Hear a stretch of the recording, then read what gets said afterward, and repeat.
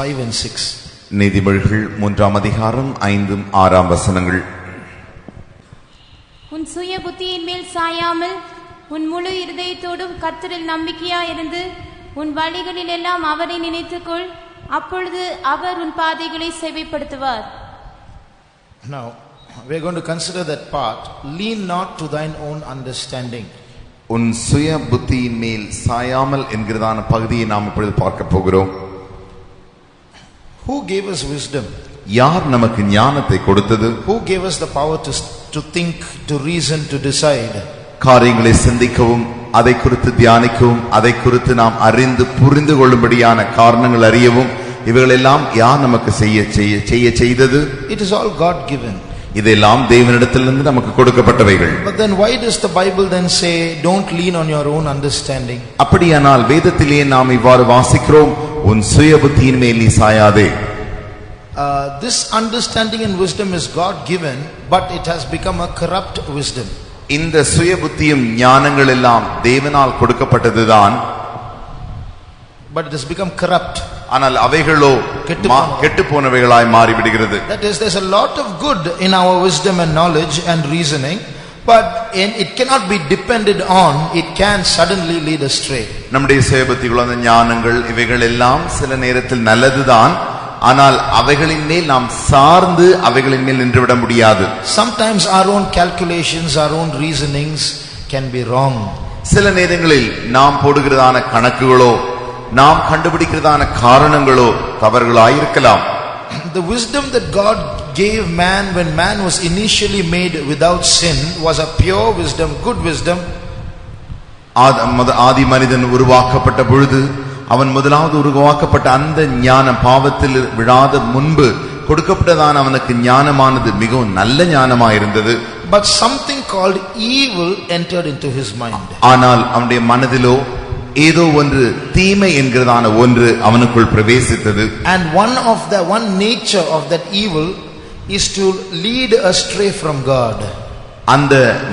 அந்த காரியத்தின் அந்த தீமையின் ஒரு பகுதி என்னவென்று கேட்டால் தேவனை விட்டு வழி விலகி செல்ல செய்வதுதான். So this wisdom that God gave us to think and reason and decide to choose God became a corrupted wisdom that would think and decide and choose what is not good and what is not of God. தேவனையே நினைக்கும்படிக்கு கொடுக்கப்பட்டதான அந்த ஞானமானது, அந்த காரணங்களை கண்டுபிடிக்கக்கூடியதான அந்த ஞானமானது பின்பு கெட்டு போய் தேவனை விட்டு வழி விலக செய்தது. You take a normal man in the world. உலகத்தில் இருக்கிற ஒரு சாதாரண மனுஷனை எடுத்து பாருங்கள். You place before him money. அவனுக்கு முன்பாக பணத்தை வைத்து பாருங்கள். Say 1 crore of rupees.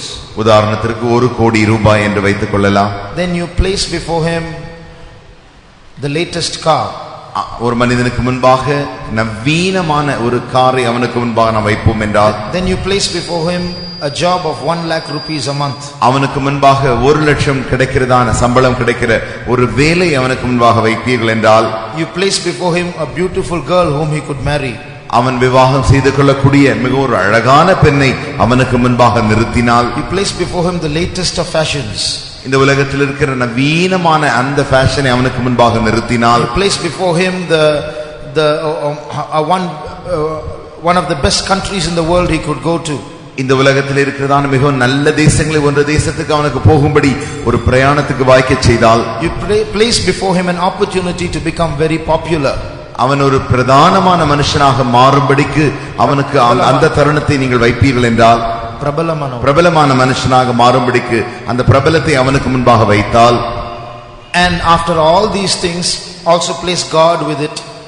அவைகளின் மத்தியிலே இவைகள் எல்லாவற்றையும் வைத்துவிட்டு தேவனையும் அவனுக்கு முன்பாக வைத்தால், and so you can choose any 5 of these and it's your own.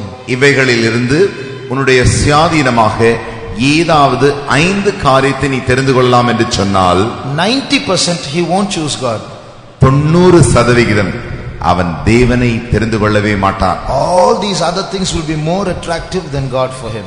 அவனுக்கு வைக்கப்பட்டதான எல்லா காரியங்களும் தேவனை காட்டிலும் தெரிந்து கொள்ளக்கூடிய காரியங்களாய் அவனுக்கு தோன்றும். See, he is such an intelligent person. He has the capacity to think, reason, decide and choose the best of these five, but still he doesn't make the actual choice he should. Why?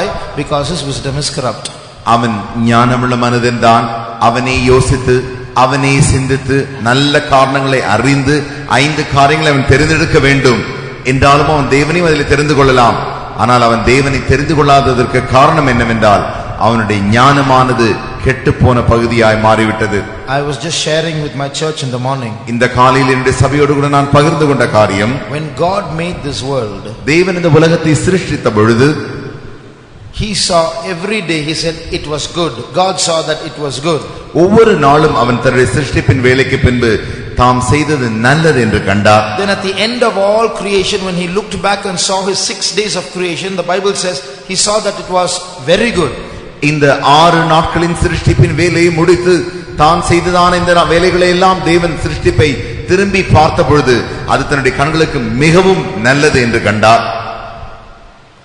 So the whole universe was good, very good. இந்த அண்ட சராசரங்கள் முழுவதும் மிகவும் நல்லதாக இருந்தது, மிகவும் நல்லதாகவும் இருந்தது. So there was no evil there. அவைகளில் ஒரு தீமையும் இல்லை. In the earth, பூமியிலே,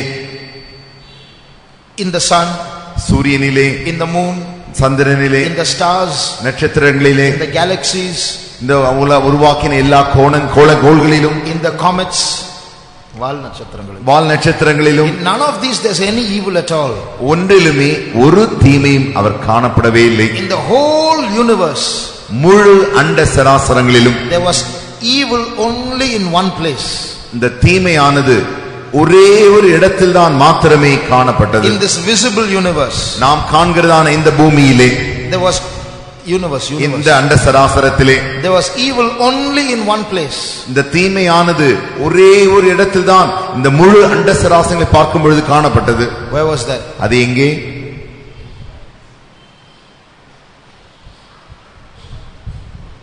எங்க?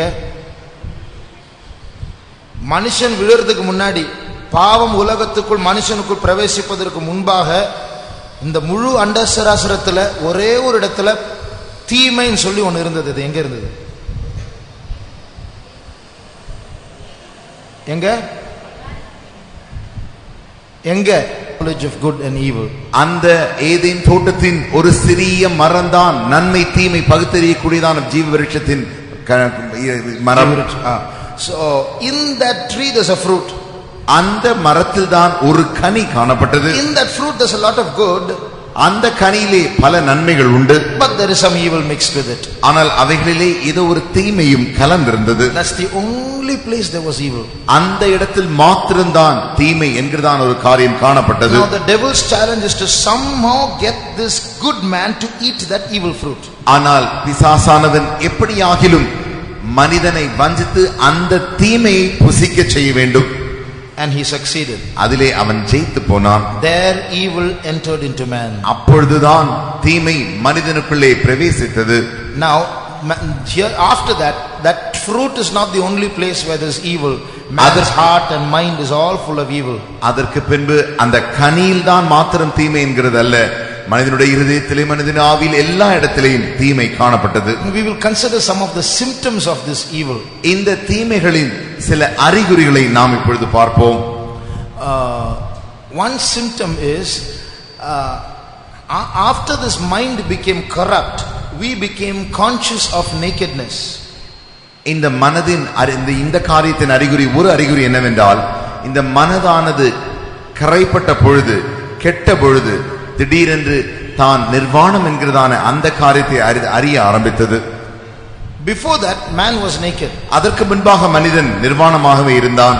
There was nothing covering a human being. Just like every animal is naked, man was also naked. ஒவ்வொரு மனித விலங்குகளைப் போலவே மனிதன் கூட அதற்கு முன்பாக அவன் நிர்வாணமாகவே தான் இருந்தான். But his mind was pure. ஆனால் அவனுடைய மனதோ மிகவும் சுத்தமாக இருந்தது. You look at a small child. ஒரு சிறிய குழந்தையை பாருங்கள். Because its mind is untarnished, it's pure, it is not conscious of its nakedness. அந்த குழந்தை தன்னுடைய மனது மிகவும் சுத்தமானதாய், மிகவும் சுத்தமானது அறியாமையா இருந்தபடினாலே அது தன்னுடைய நிர்வாணத்தை அது அறிகிறதில்லை. So our wearing clothes itself is not part of the initial will of God. நாம் இப்பொழுது உடை அணிந்து கொண்டிருக்கிறோமே, இவைகளே தேவனுடைய அந்த ஆதி சித்தத்தின் ஒரு பகுதியே அல்ல. It's the result of sin in man. It's a result of the corrupt mind. அந்த மனிதன் பாவம் செய்தபடினாலே, மனிதனுடைய மனம் கெட்டு போனபடினாலே அவைகளின் பிரதிபலன் விளைவுதான் இது. The Bible doesn't say that after man sinned he became naked. வேதம் இப்படி சொல்லவில்லை. மனிதன் பாவம் செய்த பிறகு அவன் நிர்வாணமானான் என்று சொல்லவில்லை. The Bible says when he sinned he knew he was naked. ஆனால் வேதமோ இப்படி சொல்லுகிறது, அவன் பாவம் செய்த பொழுது தான் நிர்வாணி என்று அறிந்தான் என்று சொல்லப்பட்டிருக்கிறது. That's a corruption in the mind. அது மனதின் ஒரு கெடுதலின் பகுதியா இருக்கிறது. So in that one sense today our mind has become a corrupt mind. அந்த பகுதியில் நாம் பார்க்கும் பொழுது நம்முடைய மனது மிகவும் கரைப்பட்ட மனதா இருக்கிறது. So God can't deal with us like before. தேவன் ஆதியிலே எப்படி நம்மோடு கூட தொடர்பு கொண்டாரோ அதே வண்ணத்தில் இப்பொழுது அவரால் கிரியை செய்ய முடியவில்லை. We also cannot use our mind as a pure mind like it was initially made. நாமும் கூட நம்முடைய மனதை அந்த சுத்தமான மனதாக சிருஷ்டிக்கப்பட்ட பொழுது எப்படி தேவனோடு கூட தொடர்பு கொண்டோமோ அந்த அளவிற்கு இப்பொழுது தொடர்பு கொள்ள முடியவில்லை. Because of this, இதனால் தான் our mind is set. That means the way in which our thoughts travel is always corrupt. நம்முடைய சிந்தனைகள் எப்படியெல்லாம் பயணம் செய்கிறது என்று பார்த்தால் அவைகள் எப்பொழுதும் மாசுபட்டதாய் கெட்டு போனதாய் தான் இருக்கிறது. It's from that corrupt mind that bad language has come. அந்த கெட்டு போன மனதிலிருந்து தான் கெட்ட பாஷைகளும் வருகிறது. It's from that corrupt mind that pornography has come. அந்த கெட்ட மனதிலிருந்து தான் இந்த உலகத்தில் இருக்கதான அந்த ஆபாச காரியங்கள் வருகிறது. It's from that corrupt mind that sexual sins have come. அந்த கெட்டு போன மனதிலிருந்து தான் இந்த உலகத்தில் கொண்டு கெட்டுப்போனதான அந்த உறவுகளின் காரியங்கள் வருகிறது. பாலியத்துக்குரிய பாவங்கள் வருகிறது. So God is having to deal with us differently. ஆகையினாலே தேவன் நம்மோடு கூட வேறு ஒரு விதத்தில் தொடர்பு கொள்ள வேண்டியதா இருக்கிறது. That is one symptom of our corrupt mind. அது நம்முடைய கெட்டுப்போன மனதின் ஒரு அறிகுறி. It is from that corrupt mind that vulgar jokes have come. அந்த கெட்டுப்போன மனதிலிருந்து தான் ஆபாசமான கேளிக்கைகள் உண்டாகிறது. The second symptom of a corrupt mind, நம்முடைய கெட்டுப்போன மனதின் இரண்டாவது அறிகுறி, we have the ability to invent or create violence. இந்த மனதை கொண்டு நம்மால் உண்டாக்கக்கூடிய அறிந்து கொள்ளக்கூடிய அந்த வைரஸ் என்கிறதான காரியத்தை நம்மால் அறிந்து கொள்ள முடிகிறது. We have the ability to invent or create violence. சண்டையிடுகிறதான அப்படிப்பட்ட அந்த காரியமும் கூட இந்த கெட்டுப்போன மனதிலிருந்து தான் வருகிறது. Violence means anything connected with cruelty. இந்த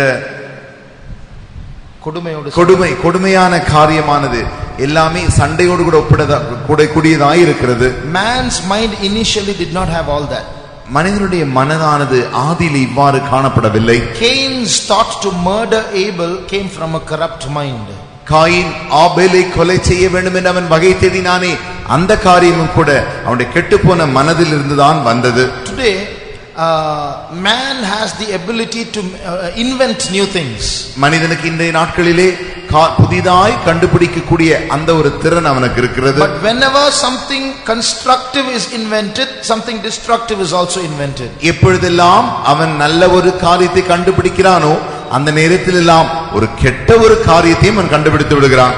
When the atomic power was discovered, atomic weapons were also discovered. அணுசக்தி அவன் எப்பொழுது உருவாக்கத்திறனாக அவன் கண்டுபிடித்தானோ, ஆக்கத்திறனாக கண்டுபிடித்த அதே சமயத்தில் தானே அதை அழிவுத்திறனாகவும் பயன்படுத்தப்பட்டது.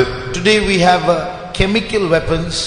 இன்றைக்கு நாம் வேதிய பொருள் சம்பந்தமான ஆயுதங்களை கண்டுபிடித்திருக்கிறோம். That can harm people in their faces, in their skins. அவைகள் மனிதனுடைய முகங்களையும் மனிதனுடைய தோலை எல்லாம் அப்படியே அழிவுக்குள்ளாய் நாசமாக்க கூடியதா இருக்கிறது. We have biological weapons that can cause diseases in human beings. உயிரியல் ஆயுதங்கள் இந்த காலங்களில் கண்டுபிடிக்கப்பட்டு அவைகள் மனிதனுடைய சரீரத்திலே வியாதியை உருவாக்க கூடியதா இருக்கிறது. So all kinds of weapons are being invented, all tending to violence. இந்த உலகத்திலே எல்லா கண்டுபிடிக்கப்பட்ட எல்லா ஆயுதங்களும் போராடக்கூடியதான அப்படிப்பட்டதான சண்டையிடக்கூடியதான ஆயுதங்களாகவே இருக்கிறது. You look at the rock music albums today.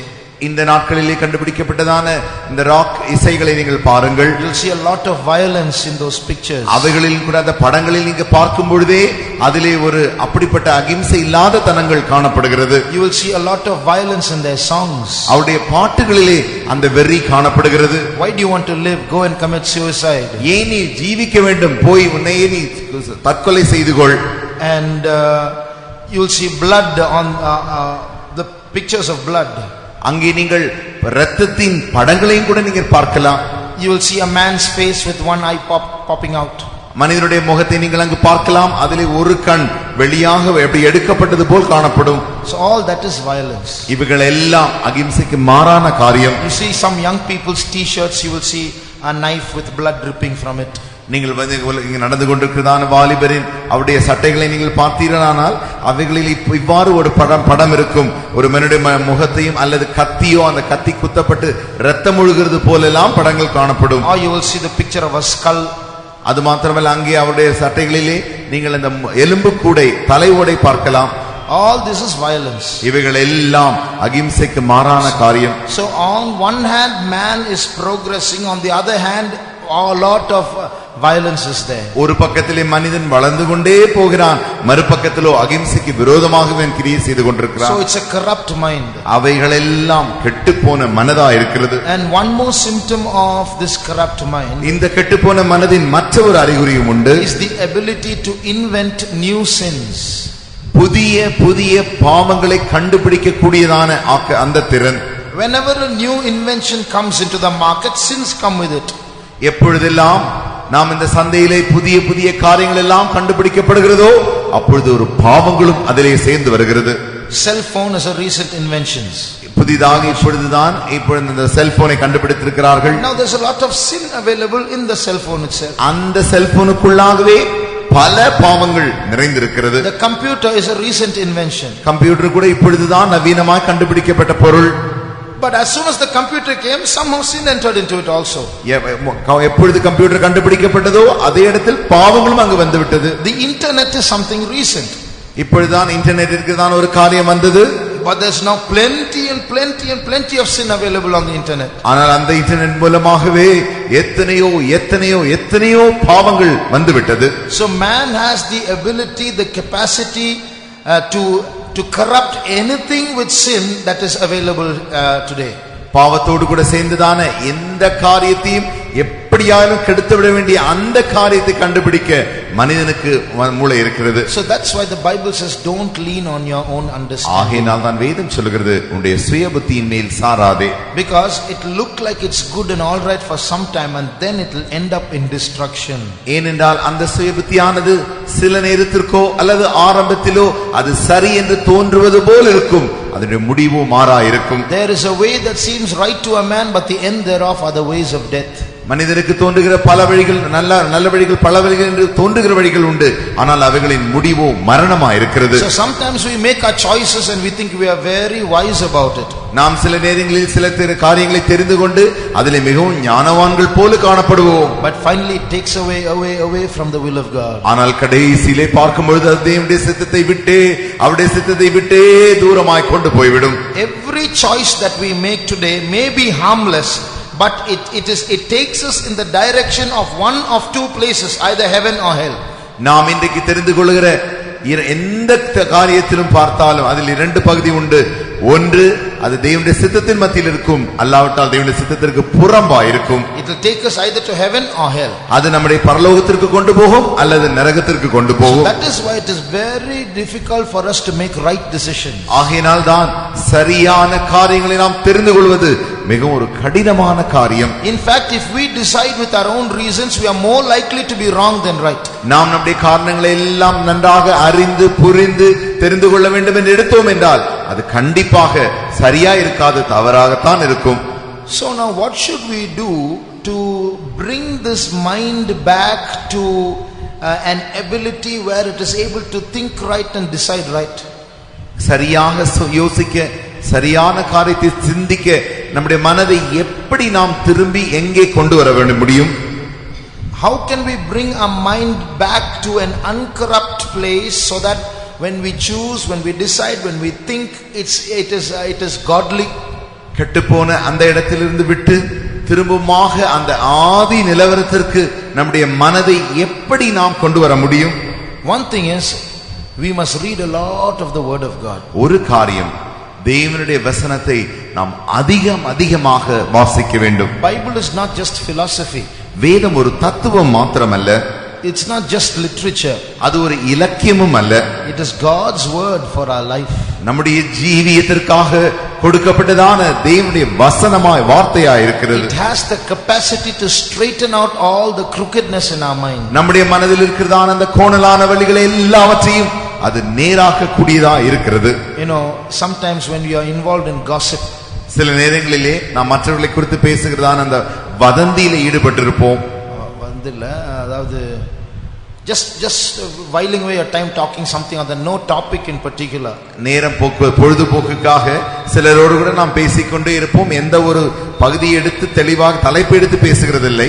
You will see the topic changing in a chain reaction from one point to another point to another point, and start somewhere and go somewhere. இப்படி நீங்கள் பொழுதுபோக்குக்காக பேசும்பொழுது அதில் நீங்கள் ஒரு காரியத்தை பேசுவீர்கள், கொஞ்ச நேரத்தில் வேறொரு காரியமாக அப்படி சுத்தி கொண்டே போய் கொண்டிருக்கும். In the same way, our mind has the capacity to think very fast in a chain reaction. அதே வண்ணமாக நம்முடைய மனதும் கூட அப்படியே தொடர்ச்சியாக அப்படி சிந்திக்கக்கூடிய அப்படிப்பட்ட ஒரு திறன் உடையதா இருக்கிறது. So when a person speaks, ஒரு மனிதன் பேசும் பொழுது, or when you're looking at something, ஒரு காரியத்தை நீங்கள் பார்க்கும் பொழுது, or when you're thinking of something, ஒரு காரியத்தை நீங்கள் யோசிக்கும் பொழுது, this corrupt mind always thinks crookedly. இந்த கெட்டுப்போன மனதானது எப்பொழுதுமே குறுகலாய் கோணலாய் தான் யோசிக்க ஆரம்பிக்கும். So things turn out wrong in our life. ஆகையால் நம்முடைய ஜீவிதத்திலே காரியங்கள் எல்லாம் தவறாய் முடிந்துவிடும். So to straighten out that, one thing is to read a lot of the word of God. நம்முடைய மனதை நேராக்க சீராக்கும்படிக்கு செய்ய வேண்டிய ஒரு காரியம், தேவனுடைய வசனத்தை நாம் அதிகமாக வாசிக்க வேண்டும். Because it has the laws that God has ordained for us. தேவன் நமக்காக நியமித்த எல்லா நியாய பிரமாணங்களும் அதிலே காணப்படுகிறது. And it will correct the crookedness in our lives. நம்முடைய ஜீவியத்தில் அந்த கோணலாய் குறுகலாய் காணப்படுகிற காரியங்களை எல்லாம் அது சரி செய்யும். Thy word have I hid in my heart that I might not sin against thee. நான் உமக்கு விரோதமாக பாவம் செய்யாதபடிக்கு உம்முடைய வார்த்தை என்னுடைய மனது இருதயத்திலே மறைத்து வைத்தேன். So when this word of God fills our mind, தேவனுடைய வசனமானது நம்முடைய மனதை நிரப்பும் பொழுது, our interpretations will change. நம்முடைய வெளிப்படுத்தல்கள் எல்லாம் மாறும், வியாக்கியானங்கள் மாறும். That is the way we interpret things. நாம் காரியங்களை எவ்வாறு வியாக்கியானம் செய்கிறோம். If our mind is corrupt, நம்முடைய மனது கெட்டு போயிருந்தால், even some innocent material we can tend to interpret in some vulgar manner. We can laugh at it and joke about it and so on. ஒன்றுமில்லாமல் ஒரு பேதையாய் காணப்படுகிற வார்த்தையாய் அது தோன்றும். ஆனால் நம்முடைய மனதோ அதை வியாக்கியானம் செய்து, நமக்கு வேண்டிய விதத்தில் வியாக்கியானம் செய்து, அதை கேளிக்கையாக்கி கேலி செய்து சிந்திக்க வேண்டிய அசுத்தமான ஒரு காரியமாக யோசிக்க தோன்றும். Once upon a time my mind was like that. ஒரு காலத்தில் என்னுடைய மனதும் அவ்வாறே காணப்பட்டது. Everything, even ordinary texts and stories and things like that, I would interpret in some vulgar manner. ஒருவரு எல்லா காரியங்களும் அது ஒரு சாதாரண காரியமாகத்தான் இருக்கும். ஆனால் அந்த பகுதியோ நான் வேறு ஒரு விதமாய் வியாக்கியானம் பண்ண தோன்றும். I did not know it was corrupt. I thought there's a laughter and all that, I can make the whole class laugh. அது நான் கெட்டுப்போன மனது என்று அறியாமல் இருந்தேன். நான் நினைத்தேன் அது சிரிப்புக்குரிய காரியம் என்று சொல்லி என்னுடைய மாணவர்களிடத்தில் எல்லாம் சொல்லி நாங்கள் எல்லாரும் சிரிப்போம். Only later on I knew what a corrupt mind that was. பின்பாகத்தான் அது எவ்வளவு நம்முடைய வார்த்தையை நான் என்னுடைய மனது கெட்டுப்போன மனதா இருந்தபடினாலே அப்படி மாற்றிவிட்டது என்று உணர்ந்தேன். But as I kept reading the word of God, those devilish interpretations changed. நான் தேவனுடைய வசனத்தை வாசிக்க அந்த பிசாசுக்குரிய வியாக்கியானங்கள் எல்லாம் மாற ஆரம்பித்தது. Secondly, இரண்டாவதாக, how to change this mind? எப்படி இந்த மனதை மாற்ற முடியும்? There's a verse in the Bible that says, be not conformed to this world, but be ye transformed by the renewing of your mind. வேதம் இவ்வாறு சொல்லுகிறது, இந்த உலகத்திற்கு ஒத்த வேஷம் தெரியாமல் be transformed by the renewing of your mind. உங்களுடைய மனது புதிதாகிறதுனாலே மறுரூபமாகுங்கள் என்று சொல்லப்பட்டிருக்கிறது. So what does that mean? அதனுடைய அர்த்தம் என்ன? This world is a crooked world. இந்த உலகமானது மிகவும் ஒரு குறுக்கலான கோணலான உலகமா இருக்கிறது. The path in which this world is traveling is a crooked path. நாம் இந்த உலகமானது போகிறதான நீங்கள் பாதையை பார்த்தீர்களானால் அவைகள் மிகவும் கோணலானவைகளாவே காணப்படுகிறது. And this world is very soon going to be ruled by a very crooked person. இந்த உலகமானது அதி சீக்கிரத்திலே மிகவும் கோணலான ஒரு மனிதனாலே ஆளப்பட போகிறது. He is going to be possessed and animated by the father of all crookedness. எல்லா கோணல்களின் தகப்பனால் அவன் நிறையப்பட்டவனாய் ஆளுகை செய்ய போகிறான். So if we think that this world is attractive, நாம் இந்த உலகம் மிகவும் ஈர்க்கக்கூடியதாக இருக்கிறது என்று நினைப்போம் என்றால் we'll be following the course of this world. இந்த உலகத்தின் காரியத்தை நாம் பின்பற்றுவர்களாய் இருப்போம். When I was small, I remember reading the story of the Pied Piper of Hamelin. நான் சிறிய பையனாக இருக்கும் பொழுது இந்த ஹாமெலின் பைட் பைப்பர் என்கிறதான கதையை நான் படித்திருக்கிறேன். Some of you may know it, some of you may not. சிலருக்கு இது தெரியும், சிலருக்கு தெரியாமல் இருக்கலாம். One city, one village was full of rats. ஒரு கிராமத்திலே எலிகள் நிறைந்து காணப்பட்டது. Nobody knew what to do about it. No matter what they tried to get rid of those rats, nothing stopped. It kept increasing. அவர்களை இப்பதெல்லாம் செய்து எப்படியாகிலும் இந்த எலிகளை எல்லாம் ஒழித்து விடும்படி எப்படியெல்லாம் முயற்சித்தாலும் அவர்களால் ஒழிக்கவே முடியவில்லை. Finally a man, a stranger, came there dressed in a strange dress. கடைசியாக ஒருவரும் அறியாத ஒரு புதிய மனிதன், ஒருவரும் அணிவியாத ஒரு புதிய உடை அணிவித்து அப்படி வந்து நின்று கொண்டிருந்தான். புதிய அல்ல, புதுமையான ஒரு உடை அணிவித்துக் கொண்டிருந்தான். He said, if you give me some money, I'll get rid of these rats. அவன் சொன்னான், நீங்கள் எனக்கு பணம் கொடுத்தால் இந்த எலிகளை எல்லாம் நான் ஒழித்து கட்டுகிறேன். He said, okay. Then the village head said, you get rid of the rats, we'll give you the money. அப்பொழுது கிராம தலைவர் சொன்னார், நீ எலிகளை எல்லாம் தொலைத்து விடு, அப்பொழுது உனக்கு நாங்கள் பணம் கொடுக்கிறோம் என்று சொன்னான். So he took his pipe and he started playing a tune. அவன் தன்னுடைய பைப்பை எடுத்து தன்னுடைய ராகத்தை வாசிக்க ஆரம்பித்தான். As he played the tune, all the rats in the sewage and all the rats in the storehouses and everything all came out. அவன் வாசிக்க தொடங்கின பொழுது ஒழிந்து கொண்டு மறைவில் இருக்கிறதான எல்லா எலிகளும், வீட்டின் அறைகளுக்குள்ள இருக்கிறதான எல்லா எலிகளும் சேர்ந்து வெளியே வந்து விட்டது. Thousands and thousands started following him. ஆயிரக்கணக்கானவர்கள் ஒன்றன் பின் ஒன்றாக வர ஆரம்பித்தது. So he blew the pipe and walked into the river. அவன் வாசித்து அப்படியே அந்த ஆறுக்குள்ளாய் அவன் போனான். He stood in the river, all the rats followed him, got drowned and died. அவன் அந்த ஆற்றுக்குள்ளாக நின்று கொண்டு வாசிக்க எல்லா எலிகளும் ஆற்றுக்குள்ளே விழுந்து மாண்டு போயின. He came back to the village head and said, okay, give me my money.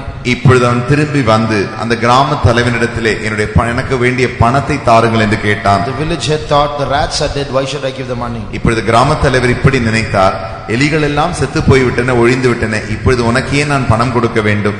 That's the corrupt mind. அதுதான் கெட்டு போன மனது. So then this man said, you must give me the money. The village had refused. You do what you like. இப்பொழுது அந்த கிராம தலைவன் சொன்னான், நான் பணம் கொடுக்கவே மாட்டேன், நீ என்ன செய்கிறாய் செய்து கொள் என்று அந்த மனிதனிடத்தில் சொல்லிவிட்டார். So he started blowing another tune. இப்பொழுது மறு ராகத்தை இந்த புதுமையான மனிதன் வாசிக்க ஆரம்பித்தார். All the little children started coming out of the houses, not the rats.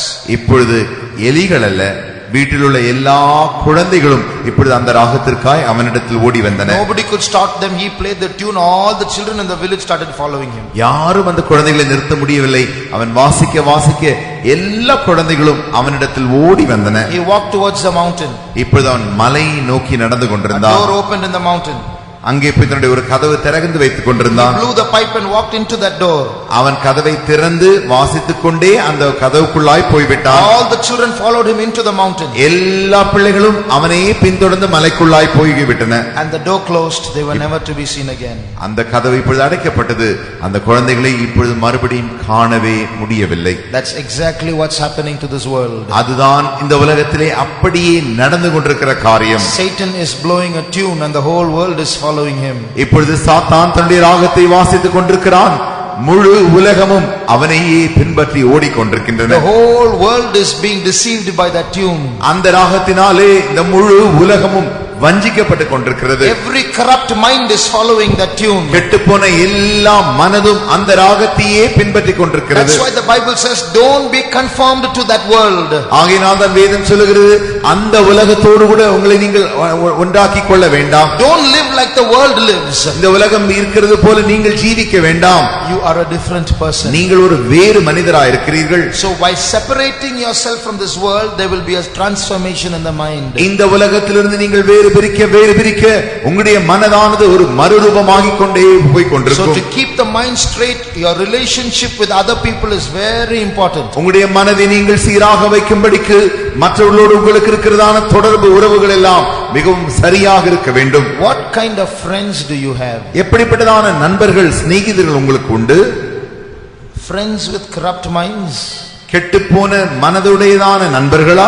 No matter how much you read the word of God to try to straighten your mind, it will get corrupted again if you have such friends. நீங்கள் உங்களுடைய மனதை சீராக்கும்படிக்கு எவ்வளவுக்கு அதிகமாக வேதம் வாசித்தாலும் சரி, அப்படிப்பட்டதான கெட்ட மனிதர்களோடு நீங்கள் சிநேகிதம் வைத்தால் உங்களுடைய மனது கெட்டு போய்தான் விடும். So be very careful about relationships. ஆகினாலே உறவுகளை குறித்து மிகவும் ஜாக்கிரதையுள்ளவர்களாயிருங்கள். Love not the world, neither the things that are in the world, the Bible says. வேதம் சொல்லுகிறது, உலகத்தையும் உலகத்தில் உள்ளவைகளின் மேலும் அன்பு கூறாதிருங்கள். Some people won't have worldly friends, but they will love the things of this world, the latest of everything.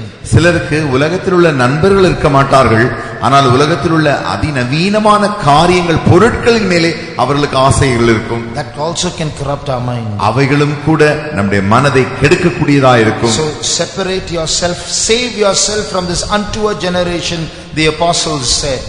அப்போஸ்தலர் இவ்வாறு சொல்லுகிறார், அப்படிப்பட்டதான சந்ததியிலிருந்து உங்களை விட்டு விலகுங்கள், வேறு பிரித்துக் கொள்ளுங்கள். மாறுபாடான சந்ததியை விட்டு விலகுங்கள் என்று சொல்கிறார்.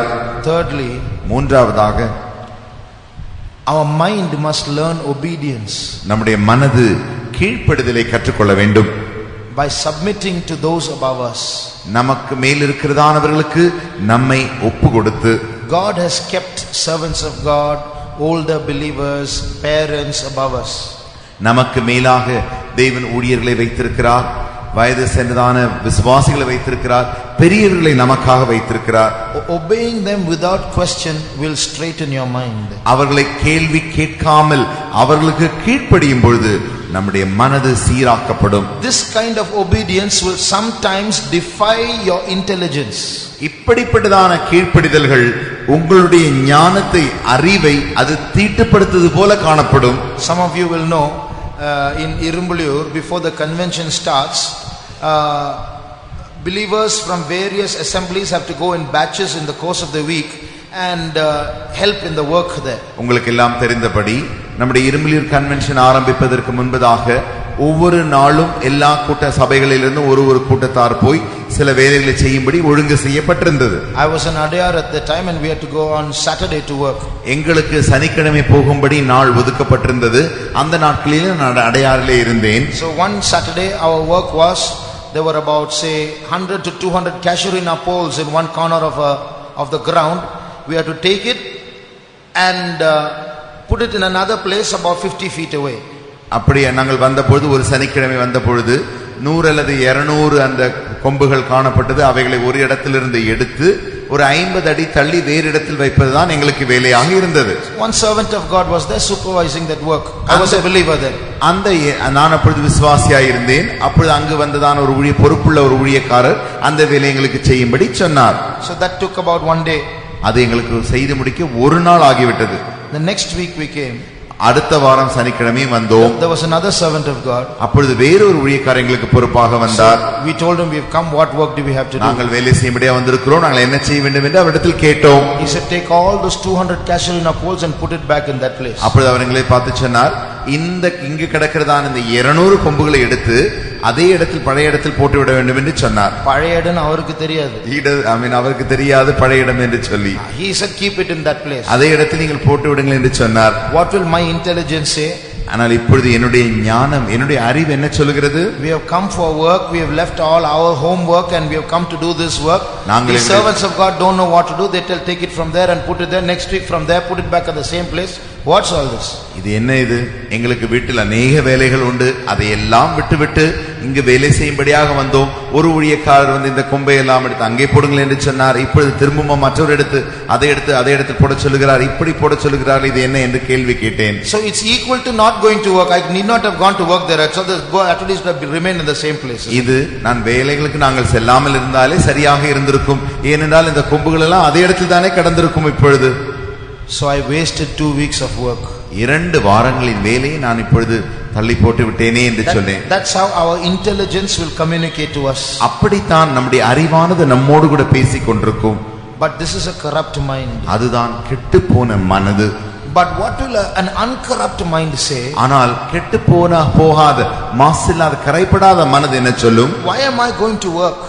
ஏன் நான் வேலை செய்ய போகிறேன்? The most important part of the work is not moving the poles from one place to another.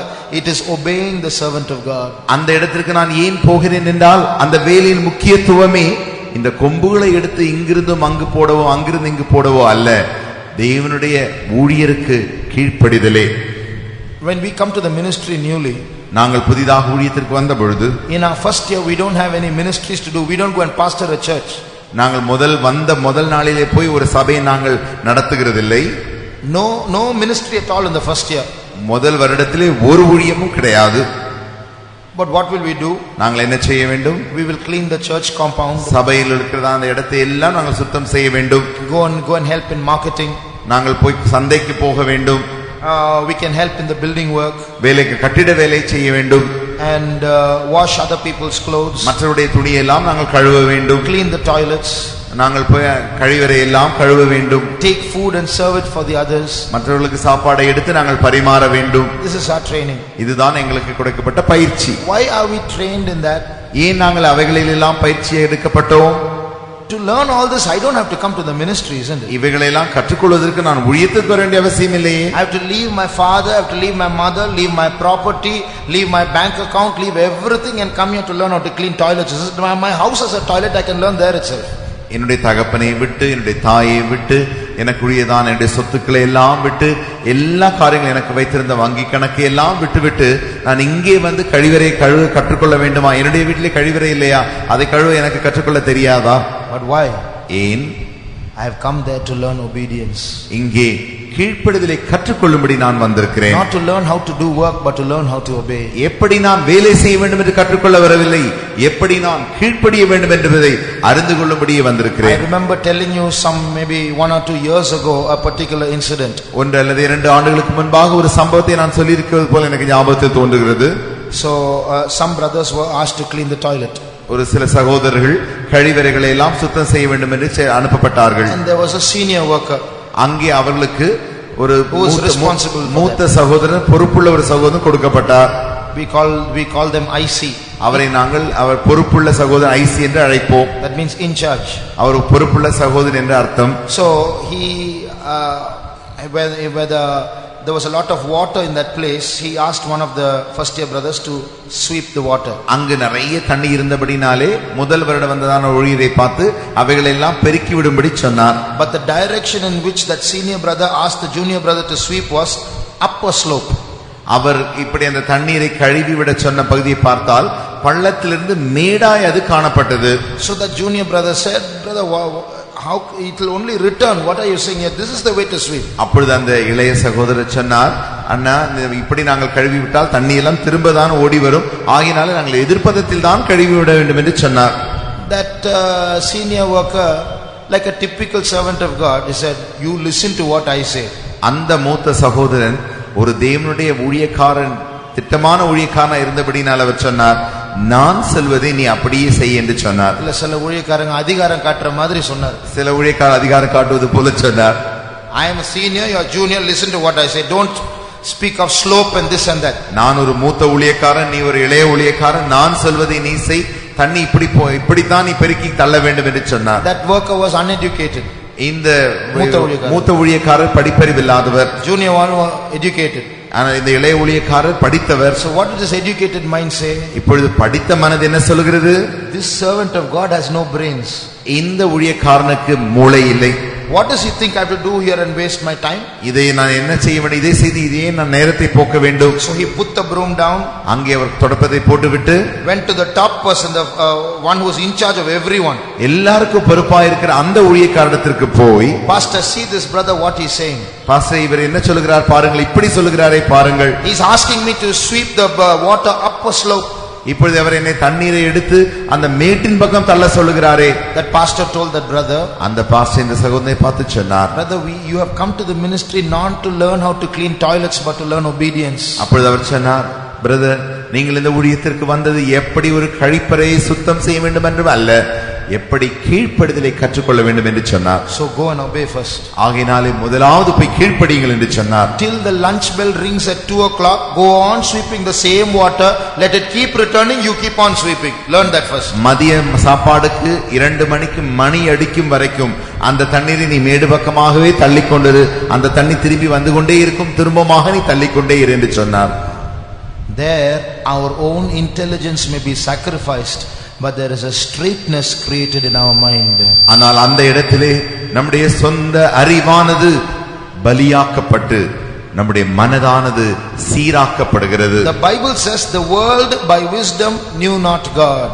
இந்த வேதம் சொல்லுகிறது, வேதம் தன்னுடைய அறிவினாலே தேவனை அறியாமல் இருக்கிறது. The more you try to intellectually search your God with your human wisdom, you are not going to find him. மனித அறிவை கொண்டு தேவனை நீங்கள் தேட தேட முயற்சித்தால் ஒரு காலம் கண்டுபிடிக்க முடியாது. The Bible itself says about the Jesus disciples, they understood him not, they understood him not till they received the Holy Spirit. வேதமே சொல்லுகிறது, இயேசு இந்த நாட்களில் உலகத்தில் இருந்த நாட்களிலே அவருடைய சீஷர்கள் அவரை அறியாமல் இருந்தார்கள், அறிந்து கொள்ளாமல் இருந்தார்கள் என்றெல்லாம்.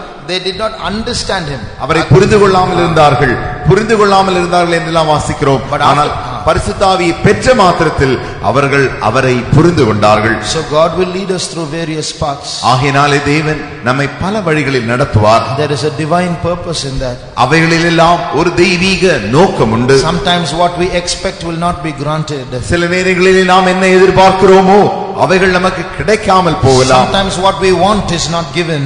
நாம் என்னென்ன காரியத்தை சில வேளையில் எதிர்பார்க்கிறோமோ வேண்டுகிறோமோ அது நமக்கு கிடைக்காமல் போகலாம். But when we set aside our own intelligence and submit to God, ஆனால் நம்முடைய சொந்த அறிவை தள்ளிவிட்டு தேவனிடத்திலே நம்மை ஒப்புக்கொடுக்கும் பொழுது divine straightness is created in the mind. தெய்வீக நேராக்குறதான வேலை நம்முடைய மனதை நேராக்கிவிடும். Shall we all close our eyes? நாம் எல்லாரும் நம்முடைய கண்களை மூடுவோமா? Our mind is a dirty mind. நம்முடைய மனதானது கெட்டுப்போன மனதா இருக்கிறது. It's a filthy mind. அது மிகவும் அழுக்கு நிறைந்த மனதா இருக்கிறது.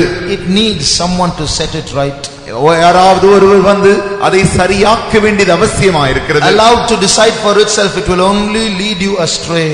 அதை நீங்கள் அதையே சிந்தித்து யோசித்துக் கொள்ளும்படி தெரிந்து கொள்ளும்படி விட்டுவிட்டால் அது உங்களை அப்படியே வழி விலகி செல்ல வேண்டும். It is so intelligent that it has brought out so many inventions and yet so destructive, it can say take the inventor right to hell. அது மிகவும் அறிவுள்ளதா இருந்தபடினாலே மிகவும் பெரிய பெரிய காரியங்கள் எல்லாம் அது கண்டுபிடித்து கடைசியில் அப்படியே உங்களை தள்ளிவிடும்படியாகவே அந்த கண்டுபிடித்தவரே தள்ளிவிடும். கண்டுபிடித்தவரையே தள்ளிவிடும்படியாக send him and push him into hell. அவனை கடைசியாக நரகத்தில் தள்ளி வழி விலகி செல்லும்படி. But God has brought us to a different place. ஆனால் தேவனோ நம்மை வேறொரு இடத்திற்கு கொண்டு வந்திருக்கிறார். A place where we can straighten our minds by the word of God. தேவனுடைய வார்த்தையினாலே நம்முடைய மனதை நேராக்கக்கூடிய அந்த இடத்திற்கு தேவன் நம்மை கொண்டு வந்திருக்கிறார். A place where God has brought us to a different world where we do not mix with the people of that to this world. இந்த உலகத்தில் இருக்கதான ஜனங்களோடு கூட நாம் கலந்து விடாதபடிக்கு வேறொரு உலகத்திற்கு தேவன் நம்மை கொண்டு வந்திருக்கிறார். A place where we can surrender to God in implicit obedience without using our own intelligence. நம்முடைய சொந்த அறிவையே நாம் உபயோகிக்காமல் கர்த்தருக்கு முழுவதுமாக முற்றிலுமாக கீழ்ப்படிய அப்படிப்பட்ட ஒரு இடத்திற்கு நம்மை கொண்டு வந்திருக்கிறார். That mind will very soon find God. அந்த மனது மாத்திரமே அதி சீக்கிரத்தில் தேவனை கண்டுபிடிக்கும். That mind alone will come back to its original form. அந்த மனது மாத்திரமே தன்னுடைய ஆதி நிலவரத்திற்கு ரூபத்திற்கு வந்துவிடும். That mind alone will have the power to keep away sin. அந்த மனது மாத்திரமே பாவத்தை தள்ளி வைக்கக்கூடியதான இடத்திற்கு நம்மை கொண்டு வரும். I have heard many young people complaining, I have no victory in the mind. எனக்கு अनेक வாலிபர்கள் வந்து சொல்கிறதான ஒரு பிரச்சனை என்னவென்றால் என்னுடைய மனதிலே எனக்கு ஜெயம் இல்லை என்று சொல்கிறார்கள். My thoughts are filthy. என்னுடைய சிந்தனைகள் எல்லாம் அழுக்கு நிறைந்ததா இருக்கிறது என்று சொல்கிறார்கள். I can't control them. அவைகளை என்னால் அடக்க முடியவில்லை என்று சொல்கிறார்கள். They are controlling me. அவைகள் என்னை அடக்குகின்றன என்று சொல்கிறார்கள். Read the word of God. தேவனுடைய வசனத்தை வார்த்தை வாசியுங்கள். Stay away from this world. இந்த உலகத்தை விட்டு நீங்கள் தள்ளி இருங்கள். Stay away from the things of this world. இந்த உலகத்தின் காரியங்களை விட்டு நீங்கள் தள்ளி இருங்கள். And surrender to obey God. தேவனுக்கு கீழ்ப்படியும்படியாக உங்களை ஒப்புக்கொடுங்கள். Don't try to use your intelligence when God places people above you and they lead you in different ways. உங்களுக்கு மேலாக தேவனே தம்முடைய ஆட்களை வைத்து நடத்தும்படி வைக்கும் பொழுது உங்களுடைய சொந்த அறிவை நீங்கள் அதை உபயோகிக்க வேண்டாம். And God will straighten our minds. அப்பொழுது தேவன் நம்முடைய மனதை நேராக்குவார். In this moment, இந்த வேளையில் how many will humbly admit, yes Lord, my mind is corrupt? எத்தனை பேர் தாழ்மையோடு கூட ஆண்டவரே, ஆம் ஆண்டவரே, என்னுடைய மனது கெட்டு போயிருக்கிறது என்று ஒத்துக்கொள்கிறீர்கள்? If I ask you to lift up your hands, will you dare to lift up your hands? உங்களுடைய கரத்தை நான் தூக்க சொன்னால் தூக்குவதற்கு எவ்வளவு பேருக்கு தைரியம் உண்டு? Or is it so corrupt that it will use its own intelligence and say, don't put your hands up in front of everyone, man, put it down? அல்லாவிட்டால் உங்களுடைய மனது அந்த சொந்த அறிவை உபயோகித்து அந்த ஞானத்தை தந்து மற்றவர்களுக்கு முன்பாக நீ ஒன்று கரத்தை தூக்க வேண்டாம், கரத்தை கீழே போட்டுவிடு என்று சொல்லுகிறதா? Is it so corrupt? அவ்வளவு விதமான அளவிற்கு அது கெட்டு போயிருக்கிறதா? Is there some humility in that mind to humbly acknowledge its corruption? ஆனால் தன்னுடைய கெட்டு போன நிலவரத்தை அப்படியே ஒத்துக்கொள்ளக்கூடிய அந்த தாழ்மை மனதில் இருக்கிறதா? How many will say, yes, my mind is a corrupt? ஆம் ஆண்டவரே, என்னுடைய மனது கெட்டு போயிருக்கிறதா ஆண்டவரே. There is a lot of corruption in my mind. என்னுடைய மனதிலே அநேக கேடுதல்கள் உண்டாகிவிட்டது ஆண்டவரே. Such young people may put up their hands. அப்படிப்பட்ட வாலிபர் எல்லாம் தன்னுடைய கரங்களை உயர்த்துங்கள். Almost every hand is up. எல்லா கரங்களுமே உயர்த்தப்பட்டிருக்கிறது. Thank God for his mercies. அவருடைய இரக்கங்களுக்காக தேவனுக்கு நன்றி செலுத்துகிறோம். Our hands are an acknowledgement of the truth. நம்முடைய சத்தியத்தை ஒற்றுக்கொள்ளக்கூடியதான அந்த காரியத்தை ஒத்துக்கொள்ளக்கூடிய கரம் தான் நம்முடைய கரம். Our hands are showing, are a testimony that our minds are not good. There's a lot of evil in it. என்னுடைய மனது கெட்டு போயிருக்கிறது, என்னுடைய மனதில் அநேக கெடுதல்கள் உண்டு என்று ஒத்துக்கொள்ளக்கூடிய அந்த சாட்சியுள்ளதை தான் இந்த கரம் வெளிப்படுத்துகிறது. Our hands are hands of confession. நம்முடைய கரமானது அறிக்கையின் கரங்களாய் இருக்கிறது. Lord, I need you. தேவனே, நீர் எனக்கு தேவை. I need my savior. என்னுடைய இரட்சகர் எனக்கு தேவை. God is now going to send a strength into us. நமக்குள்ளே தேவன் இப்பொழுது ஒரு பலத்தை அனுப்ப போகிறார். What is that? அது என்ன? A strength to keep away from the attractions of this world. இந்த உலகத்தின் ஈர்ப்புகளுக்கெல்லாம் நம்மை வழி விலக்கி காத்துக் கொள்ளும்படியாக. A strength to understand and retain the word of God in the mind. தேவனுடைய மனது வர்த்தனத்தை புரிந்து கொள்ளக்கூடிய பலன், அதை நம்முடைய மனதில் வைத்துக் கொள்ளக்கூடிய பலன். A strength to humbly obey without questioning those above us. நமக்கு மேலாக இருக்கிறவர்களை எந்த கேள்வி கேட்காமல் தாழ்மையோடு கூட அப்படியே கீழ்ப்படியே நம்மை ஒப்பு கொடுக்கிறதான் அந்த பலன். In the beginning the earth was without form and void. ஆதியிலே இந்த பூமியானது ஒழுங்கின்மையும் வெறுமையுமாய் இருந்தது. Now your mind is without form and void. இப்பொழுது உங்களுடைய மனதானது ஒழுங்கின்மையும் வெறுமையுமாய் இருக்கிறது. But the spirit of the Lord moved upon the waters. ஆனால் ஆவியானவரே இந்த ஜலத்தின் மேல் அசைவாடினார். ஜலத்தின் மேல் அசைவாடிக் கொண்டிருந்தார். And God said, let there be light. அப்பொழுது தேவன் சொன்னார், வெளிச்சம் உண்டாக கடவது. And there was light. அப்பொழுது வெளிச்சம் உண்டாயிற்று. Now the spirit of God is moving upon your mind. இப்பொழுது தேவனுடைய ஆவியானவர் உங்களுடைய மனதின் மேல் அசைவாடிக் கொண்டிருக்கிறார். And God says, let there be light. இப்பொழுது தேவன் சொல்லுகிறார், வெளிச்சம் உண்டாவதாக. And God says, let there be light. தேவன் சொல்லுகிறார், வெளிச்சம் உண்டாவதாக. And God says, let there be light. வெளிச்சம் உண்டாவதாக என்று தேவன் சொல்லுகிறார். And God says, let there be light. வெளிச்சம் உண்டாவதாக என்று தேவன் சொல்லுகிறார். Rabashamani akaraba samone amakatna riyamalahandru samana mahate yabrahasuna maid urramahasam. மனதிலே மறுரூபமாகுதலின் வல்லமையின் வேலை நடந்து கொண்டிருக்கிறது. Very soon God shall look at it and say, it is good. அதி சீக்கிரத்தில் தேவன் அதை பார்த்து சொல்ல போகிறார், இது மிகவும் நல்லது. Because he is working in it. ஏனென்றால் அவரே அதிலே வேலை செய்து கொண்டிருக்கிறார். Corruption will go in Jesus' name. இயேசுவின் நாமத்திலே அந்த கரைகள் கெட்டு போவதில் விலகி போவதாக. That filthiness will go in Jesus' name. இயேசுவின் நாமத்தில் அந்த அழுக்குகள் நீங்குவதாக. ஒரு 3 to 5 minutes இப்படி செய்ய போறோம். 3 to 5 minutes we are going to do this. கெட்டு போன மனசு, Our corrupt mind, இருதயம், heart, எதுவா இருக்கட்டும், whatever it is. ரெண்டு பகுதி இருக்கு. There are two things. கெட்டு போன மண்டலம், The corrupt area, கெட்டு போனதை சரிப்படுத்துகிற ஒரு ஆவியானவர் அசைவாடுகிற மண்டலம். the moving of the spirit of the Lord to rectify what is corrupt. இந்த கீழ இருக்கிற மண்டலத்துல இருந்தனா இத பத்தியே நீ பேசிட்டு கெட்டு போச்சு, சரியில்லை. If you're in the lower area, the lower realm, you will always be speaking of corruption. ஆனா மேல் ஆவியானவரோடு சேர்ந்துட்டனா, But if we join the Spirit of God who is above, அவர் அசைவாடும் போது, when He moves, அவர் அசைவாடும் போது, when He broods, நீயும் அசைவாடுவாய். you will also move with Him. உனக்கு ஒரு நம்பிக்கை உண்டு. Oh, I have a hope. இது ரொம்ப நேரம் இன்னும் நிக்க முடியாது. This is not going to stay long. இது ரொம்ப நேரம் இருக்க முடியாது. This is not going to be long like this. இந்த நாத்தத்துக்குள் இருந்து வாசனை வீசக்கூடிய நற்கந்தமான ஒரு வாழ்க்கை தான் வரப்போகிறது. Instead of this filth and stinking life, I'm going to become a good fragrance to God. கெட்டு போனதான இந்த ஜீவியத்திலிருந்து அழியாத மாசற்றதான ஒரு ஜீவியம் உருவாக போகிறது. From this corrupt life, an uncorrupt, spotless life is going to emerge. சாத்தானின் வல்லமைகள் தகர்க்கப்பட்டு பரிசுத்தாவின் ஜீவன் விளங்க போகிறது. The powers of Satan are going to be destroyed, and a holy life is going to come in. அந்த ஆவியானுடைய மண்டலத்துக்கு வா. Come to that area of the Spirit of God. நீயும் சேர்ந்து அசைவாடு. You also move when He moves. நீயும் அசைவாடு. You also move when He moves. ஜெபித்துக்கொண்டே இரு. Keep praying. ஜெபித்துக்கொண்டே இரு. Keep praying. கர்த்தருடைய ஆவியானவர் உனக்குள் திடீர் வாயில் வார்த்தைகளை போடுவார். The Lord will put words in your mind. வெளிச்சம் உண்டாவதாக. Let there be light. விடுதலை உண்டாவதாக. Let there be deliverance. பரிசுத்தம் உண்டாவதாக. Let there be holiness. விடுதலை உண்டாவதாக. Deliverance. ஜீவன் உண்டாவதாக. Life.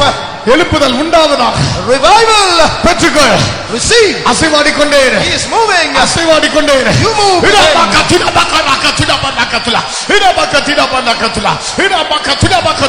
வல்லமை இறங்கட்டும். ஆண்டவரே, இந்த நேரத்தில் கெட்டு போன மனது, கெடுக்கப்பட்டதான சிந்தை, இப்படி பல விதங்களில் யார் யார் எப்படிப்பட்ட சூழ்நிலைகளில் இருந்தாலும் இந்த நேரத்தில் கர்த்தருடைய ஆவி அசைவாடட்டும், அசைவாடட்டும், அசைவாடட்டும். உள்ளே இருக்கிற அதைரியங்கள், சோர்வுகள், அவிசுவாசம், சந்தேகம், பயம் நீங்கட்டும், நீங்கட்டும். இப்பொழுது அசைவாடும் போதே இனி இந்த ஜீவியத்துக்கு விடுதலை, இனி இந்த கட்டுக்கு விடுதலை, இனி இதில் வெளிச்சம்.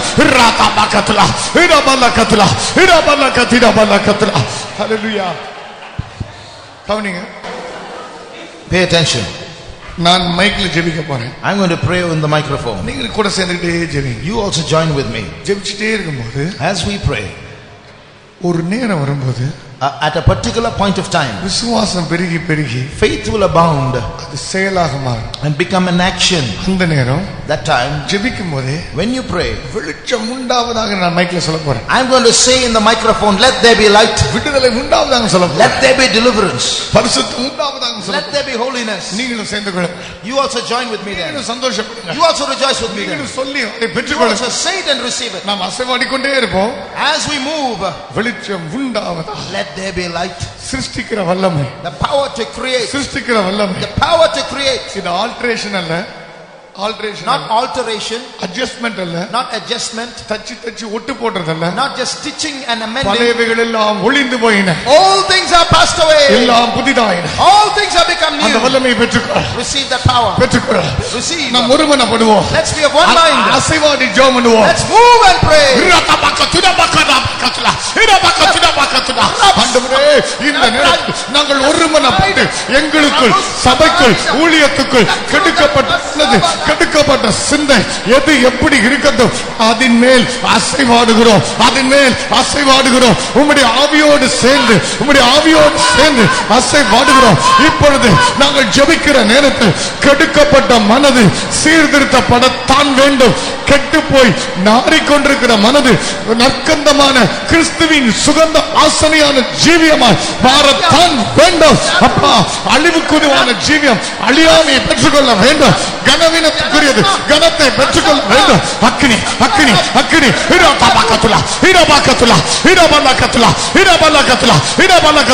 வானம் திறக்கப்படட்டும். ஆண்டவரே, அக்கினி ஜுவாலை இறங்கி வரட்டும், இறங்கி வரட்டும். ஜெபிக்க ஜெபிக்க ஜெபிக்க ஜெபிக்க எங்களுடைய கெடுக்கப்பட்ட மனது, கெடுக்கப்பட்ட ஜீவியத்திலே அசைவாடி இராயா இராயா இராயா இராயா இராயா இராயா. நாங்கள் ஒருமனப்பட்டு சர்வ அதிகாரம் உள்ள நஸ்ரேயனாகிய இயேசு கிறிஸ்துவின் நாமத்தை அந்தகாரத்தின் ஆவிகளை கட்டி ஜெபிப்பதோடு கூட இந்த நேரத்தில் ஒருமனப்பட்டு நாங்கள் அனைவரும் சேர்ந்து விசுவாசத்தை கெடுக்கப்பட்ட மனதிலே, அந்தகாரம் உள்ள மனதிலே வெளிச்சம் உண்டாவதாக, விடுதலை உண்டாவதாக, ஜெயம் உண்டாவதாக, விடுதலை உண்டாவதாக. அக்கினி அக்கினி இடா இடபாகத்துல அக்கினி ஜுவாலை விடுதலை விடுதலை வெளிச்சம் வெளிச்சம் சுகம் விடுதலை எழுப்புதல் உண்டாவதாக ஒவ்வொரு இடத்திலும் அக்கினி பிறழ்வதாக அக்கினி ஜுவாலை அக்கினி வல்லமை அக்கினி அதிகாரம் அக்கினி ஆளுகை இயேசுவின் நாமத்தில் இப்பொழுது ஜெபிக்கிற இந்த நேரத்தில் வெளிச்சம் உண்டாவதாக விடுதலை உண்டாவதாக fire fire fire இடபல்ல கத்திரா ஹalleluya அக்கினி இறங்குகிறது கர்த்தர் உன் மனதை தொட்டு விட்டார் கர்த்தர் உன் இதயத்தை தொட்டு விட்டார் ஜெயத்தை தந்து விட்டார் ஹalleluya ஹalleluya ஹalleluya ஹalleluya ஹalleluya ஹalleluya ஹalleluya அநேகரை தாங்க முடியாத அக்கினி கொண்டு போகிற நிறுத்தவே முடியாத வல்லமை புரட்டி எடுக்கிற the fire the heavenly fire is filling your heart hallelujah We praise you. Thank you, Lord. Thank you, Jesus. Praise, we praise you. We praise you. Thank you, Lord. Thank you, Jesus. Thank you, Jesus. Thank you, Jesus. Thank you, Jesus.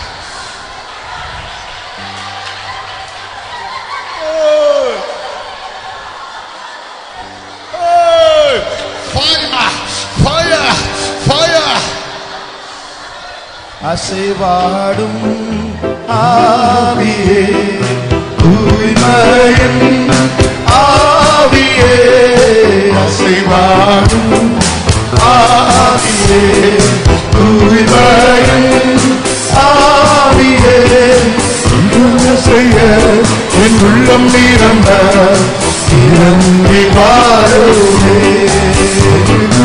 இடமசைய என் உள்ளம் நிரம்ப இறங்கி வாருமே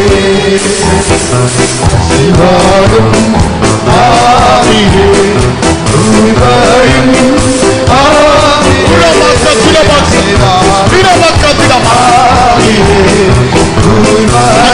அக்கினி அநேகரை அக்கினி கொண்டு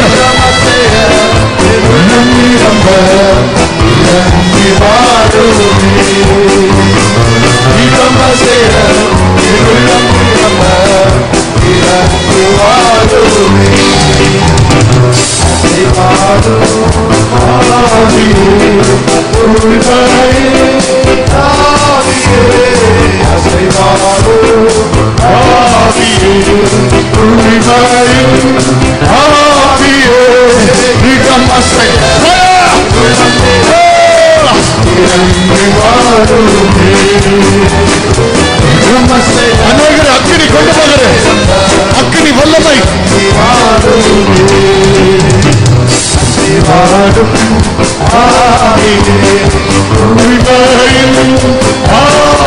அக்கினி அக்கினி சரீரத்தை விட்டு கொடு சரீரத்தை விட்டு கொடுப்பா ஹalleluya உள்ளம் இறங்கி வாருமே இடமசைய உள்ளம் இறங்கி வாருமே அசைவாடும் ஆவியே hallelujah mighty anointing mighty fire hallelujah ஆவியே இடமசைய hallelujah ஆலிவரே எழுவங்கள் இறங்கி வாருமே சிவாரும் ஆவியே உண்மையின் ஆவியே சிவாரும் ஆவியே உண்மையின் ஆவியே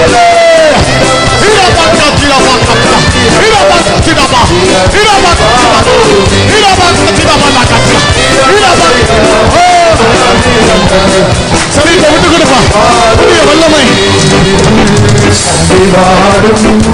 ஆவியே உண்மையின் ஆவியே அசைவாடும் தம்பி சரித்தை விட்டுக்குடு, தங்கச்சி சரித்தை விட்டுக்குடு.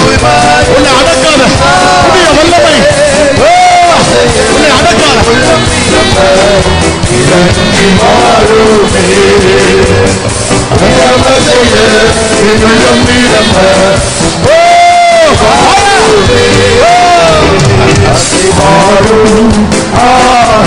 ஆவியின் அசைவாடுதல். Hallelujah! Hallelujah!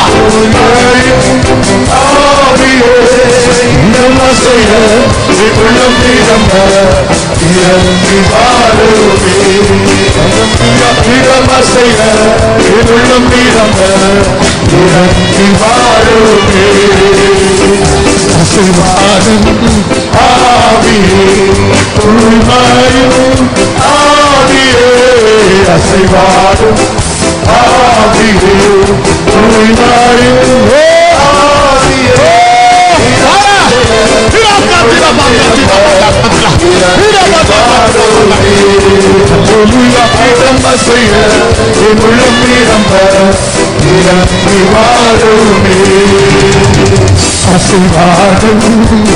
அசைவாடும் ஆவியானவர் உன்னை மீட்பிக்கிறார், உன் கட்டுகளை உடைக்கிறார். பற்றி எரியும் சீயோனின் அக்கினி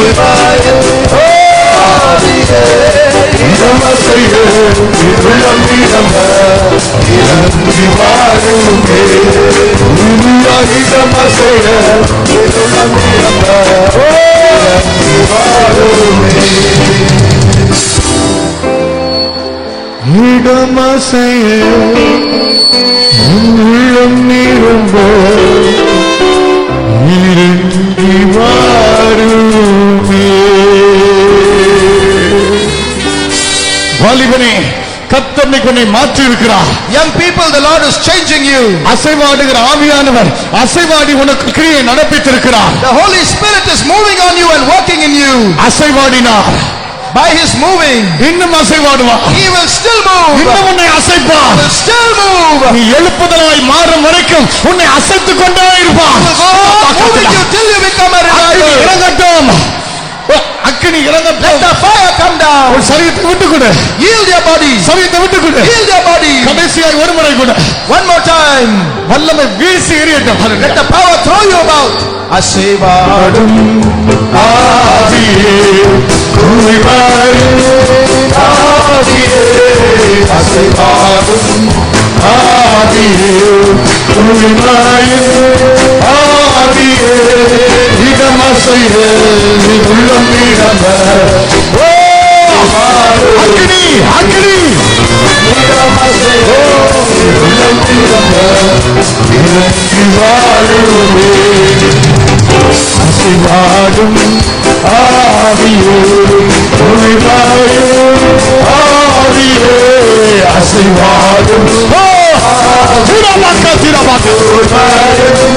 ஆவியே இடமசைய உள்ளம் நிரம்ப இறங்கி வாழுமே. இடமசைய அக்கினி சரித்தை விட்டு கொடுப்பா. புதிய அல்லவை புதிய அக்கினி அசைவாடும் ஆவியே தூய்மையும் ஆவியே அசைவாடும் ஆவியே ஹல்லேலூயா ஆவியே இடமசைய உள்ளம் நிரம்ப இறங்கி வாருமே. என் பிள்ளையே, கெட்டுப்போன உன் பழைய ஜீவியத்தை மாற்றி புதிதாய் நான் என்னுடைய புதிதான ஆவியும் ஜீவனுமான என் பிரமாணத்தை நான் உனக்குள் வைத்து என்னுடைய புதிதான தன்மையால் உன்னை நான் நிரப்பி இருக்கிறேன். நீ எனக்கு சொந்தம், நான் உன்னிலே மகிழ்கிறேன். நீ எனக்கு சொந்தம், நான் உன்னிலே மகிழ்கிறேன் என்று கர்த்தர் சொல்கிறார். Full of God. God has touched us. உன்மேல் வந்து இறங்கின இந்த ஆவியானவர் நீ எங்கு போனாலும் உன்மேல் அசைவாடி கொண்டே இருப்பார். Spirit of God descended on you will be with you wherever you go. இந்த கெட்டு போன பூமியிலிருந்து பரலோகத்தின் மோட்ச கரையினை அறையும் வரைக்கும் அவர் அசைவாடி அசைவாடி உன்னை உயிர்ப்பித்துக் கொண்டே இருப்பார். He will move upon you and keep quickening you from this corrupt world till you reach the shores of heaven.